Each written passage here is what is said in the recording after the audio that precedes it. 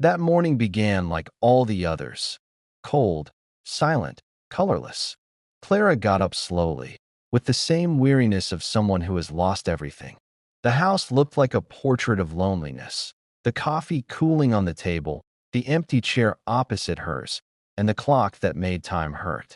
Since Daniel left, the world had stopped along with it. When the mailman delivered the letters, she didn't even care. Until she saw a different envelope, an old one, with her name written by hand. The letters were shaky, as if someone had cried while writing. On the return address, it simply said, "From someone who still believes in miracles." Her heart raced, and a shiver ran down her spine. She opened the envelope with trembling hands. Inside was a yellowed piece of paper with words written with tenderness and pain. If you are reading this, it is because God has not given up on you. Sometimes He sends answers through strangers, and what seems like loss is just the beginning of a new purpose. Clara put her hand to her mouth. The tears came before she even understood. It seemed to be written especially for her, as if someone knew about every night she cried alone, asking for a sign. She felt her heart beat like it hadn't in months. Outside, the wind blew softly and a leaf fell at her feet. She bent down, picked it up, and realized there was a single word written on it: wait. At that moment, for the first time since Daniel's death, she believed that maybe heaven still remembered her. That night, Clara couldn't sleep. She sat on her bed, holding the letter in her hands. Each line seemed to whisper Daniel's name. She reread it so many times that she knew it by heart. God hasn't given up on you. Those words became the only thing that gave meaning to her days. Since her husband had left, she had been living among memories and regrets. She could no longer enter his room. She couldn't stand the smell of his cologne that still lingered in the air. She cried quietly so no one would hear her, because even her pain seemed to have no place. But now, there was something new. A gentle, almost imperceptible presence in the days that followed. She began to notice small signs: a hummingbird landing on the window, an old song on the radio, a sunset that seemed different. Everything seemed to say, "You are not alone." She began to pray again, timidly, hesitantly, but with an open heart. And as she prayed, the letter remained next to the Bible, as if it held the words she still couldn't say. The next morning, she woke up with a lightness she hadn't felt in a long time. She went to the garden and, for the first time, looked at the sky without crying. She whispered, "Lord, if this is your way of talking to me, keep going. I'm listening." And the wind blew again, swaying the envelope on the table. Life still hurt, but something inside her was being born out a seed of faith planted in her tears. If this story has already brought tears to your eyes, stay with me until the end. What happens next will prove to you that God speaks to us in ways that the heart understands, even when the world seems silent. And if you believe that love and faith can cross any distance, sign up now and write faith in the comments. Because maybe this story came to you for a reason. Clara decided to keep the letter in a wooden box that belonged to her husband. It was the same one where he used to leave her loving notes when they were still together. Touching the envelope, she felt as if Daniel were there, smiling at her, saying, "You still have something to live for." Her heart warmed for the first time in a long time, but there was something she couldn't get out of her head. Who was E.M., the name signed at the end of the letter? She asked the mailman, her neighbors, even at church. No one knew. It was as if the sender didn't exist. And yet, she felt she knew that soul. Every time she read the phrase, "God writes new beginnings with tears," she seemed to hear Daniel's voice saying it. That a few days later, the impossible happened. A second letter arrived. Same handwriting, same paper. Don't be afraid to start over, Clara. True love doesn't end when someone leaves. It just changes places and continues to take care of you from where it is. Her hands were shaking. The envelope fell to the floor, and for the first time, Clara felt, not fear, But Presents.it was as if heaven had chosen the mail to send what her soul needed to hear. She knelt and cried. But it was a different kind of sea or wide. It wasn't despair. It was gratitude. And in that moment, she knew the last line was yet to come. The days passed, and Helena began to miss opening the mailbox. Every morning, she would discreetly look inside, her heart full of hope, but it was always empty. Until, on a cloudy Thursday, the envelope appeared. Same type of paper, same firm handwriting, same absence of a sender. She stood still, staring at it for long minutes, as if time had stopped again. She opened the envelope slowly, trying to control the trembling in her hands. The letter said, "Life is made up of new beginnings. Sometimes, the first step is just believing that you can still be happy." Helena felt a lump in her throat. Those words came on the day she most needed to hear them. In recent days, she had been tired. Her sewing work wasn't paying off, and loneliness was hurting her again at night. But the letter rekindled the courage she thought she had lost. She went to the mirror and whispered, "You still have time, Helena. There is still life in you." She decided to write a reply. She took a blank sheet of paper and wrote, "I don't know who you are, but I want you to know that your words saved someone that I no longer believed in anything, but now I believe in hope." She put the envelope in her bag and went to the post office, not knowing who to give it to. She handed it to the clerk and said, "Maybe it will reach the person who needs it." A few days later, Helena went to the neighborhood church to take some clothes she had sewn to donate. While waiting for Mass to begin, she noticed a white-haired lady sitting alone, holding the same type of envelope in her hands. She looked at the paper with affection and emotion, as if she were keeping a secret. Helena approached slowly and asked, "Did you receive a letter too?" The woman smiled, surprised. "Yes, my dear. I've been receiving one a month for almost a year that I never knew who sent them, but each one arrives at the right time." Helena sat down next to her, her eyes filled with tears. It was as if two different stories were connected by the same invisible thread. After Mass, they talked at the church door. The woman's name was Donna Margarita, and she had lived alone since her husband passed away. "These letters made me believe that God still speaks to us," she said. Helena held her hand and replied, "And maybe he speaks through simple people like us."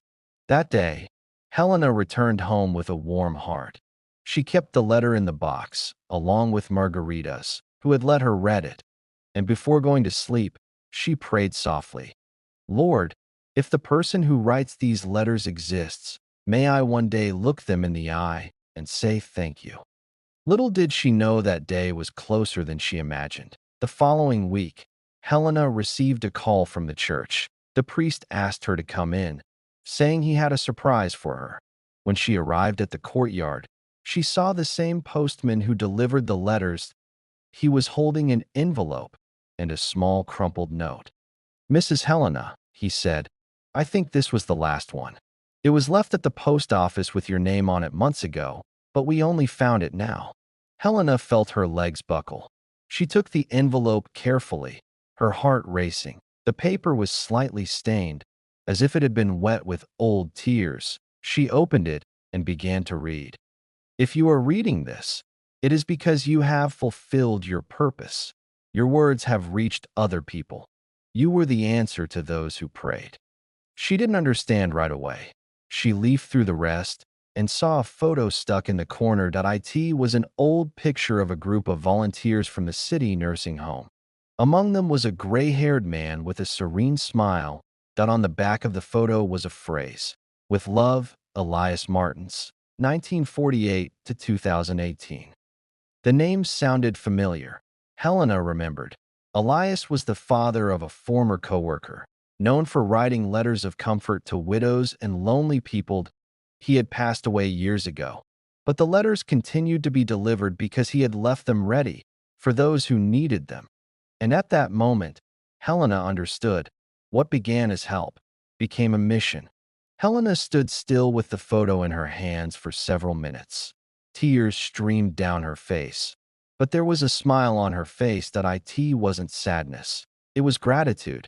And the more she thought about Elias, the more she felt that his gesture couldn't end there, that it was as if something inside her was saying, "Now it's your turn."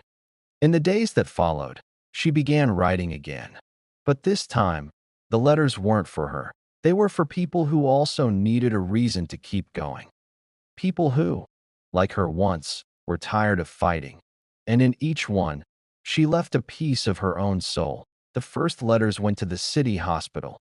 Helena wrote by hand, in calm, beautiful handwriting. She spoke of faith, courage, new beginnings, and the importance of small gestures. She signed as Elias did, from someone who still believes in miracles. The response was immediate. A few days later, a nurse called to say that one of the patients had cried when reading one of the letters. She said she thought God had forgotten her, but now she believes he still sends messages. Helena hung up the phone with a light heart. For the first time in a long time, she felt alive. Weeks turned into months, and the letters began to spread. The priest at the church asked permission to read some of them during Mass, and the community was moved. Some residents left notes on Helena's door, asking for a letter too. Others came just to thank her, saying they had started praying again after so long. The whole neighborhood began to change, and no one knew who was writing, only that the letters came with love. Helena became a symbol of hope without seeking recognition. She sewed during the day, wrote at night, and delivered the letters to the mailman in the morning. The same man who had once brought her comfort now carried messages of faith, and every time she saw him at the gate, she would smile and say, "Today I have another mission." He would laugh, shaking his head. "You have a beautiful heart, Mrs. Helena." But the most exciting thing was the day a letter came back. The recipient had replied, thanking her. "I received your letter on one of the worst days of my life. I had decided to give up, but your words made me try again. Today, I am writing to thank you for reminding me that there is still kindness in the world." Helena cried as she read that reply. She kept the letter next to Elias's letters, and that night, she knelt down and said, "Lord, thank you for letting me meet a man who believed in miracles, and for letting me continue his dream."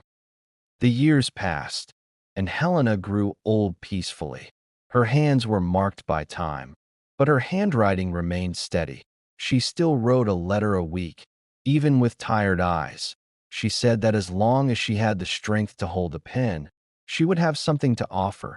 And so it was, until the last day. One morning, the mailman arrived as usual, but was surprised by the silence. He knocked on the door, called out, and no one answered. He entered slowly and found her sitting at the table with an open envelope in front of her.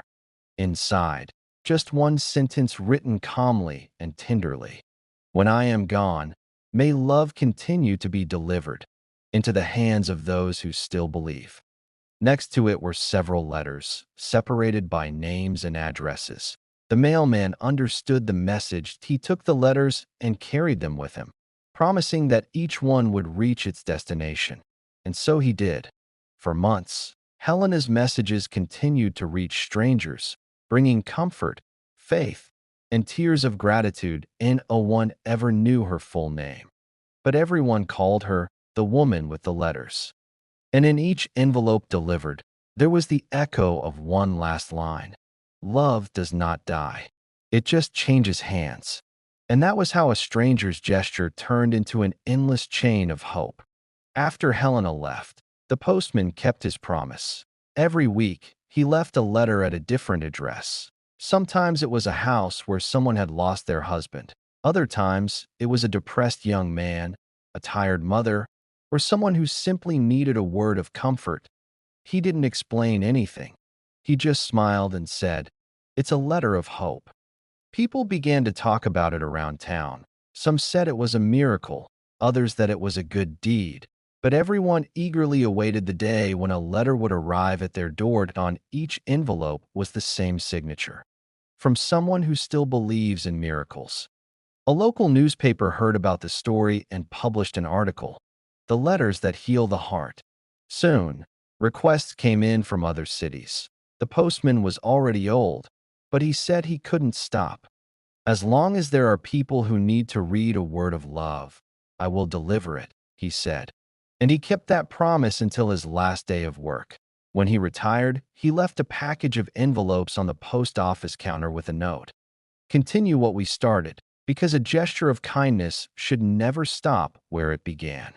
And so, other hands began to write that Helena's love had become a chain. Years passed, but the letters still circulated.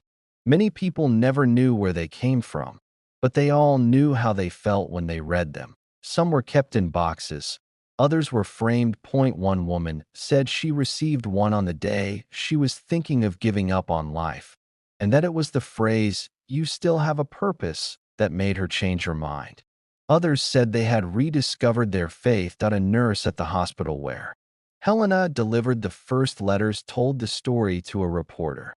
She would arrive with a shy smile and say, "It's just a letter, but it can change a bad day." The reporter cried as she listened. Days later, she published an article called "The Woman Who Healed with Words," and the story spread across the country. At a small school, a teacher started a project inspired by her. The children wrote letters of encouragement to the elderly and sick. The project was called Helena's Letters. And every year in May, they celebrated Hope Day. It was their way of continuing the simple gesture that began with one woman and one pain. Helena never imagined that her story would last so long. But even without knowing it, she had changed destinies, like a stone thrown into a calm lake. Her words continued to generate waves, waves of faith, compassion, and love. And the most beautiful thing is that no one did it for fame. They did it for love. 50 years later, a young reporter went to the small town where it all began. She had received an anonymous letter after losing her father. Inside was the same phrase Helena had written decades ago: "Love does not die. It just changes hands." The young woman wanted to know who started it, and ended up discovering much more. She visited the old post office, now turned into a local museum. There, a shelf full of envelopes held copies of the letters that had traveled across the country. On the table was a black and white photo of Helena smiling, holding a pen. Next to it was the original note from Elias Martins, the man who started it all. The young woman read it aloud and cried. "Write kind words, because one day someone will need them, and if they arrive at the right time, they can save a life." The reporter returned home in silence. That night, she sat down at the table, picked up a pen and paper, and began to write, and she signed it the same way. From someone who still believes in miracles. And so, the cycle began again. Decades passed, but the chain was not broken, because letters like Helena's are not just paper. They are written hugs. And in each envelope, there is a last line that the world must never forget. Love, when it is true, never ends. It just changes addresses. If this story touched your heart, leave a red heart in the comments and write love. May every word in this story remind you that the good we do never dies. Subscribe to the channel and share this video, because maybe someone you love needs this message right now.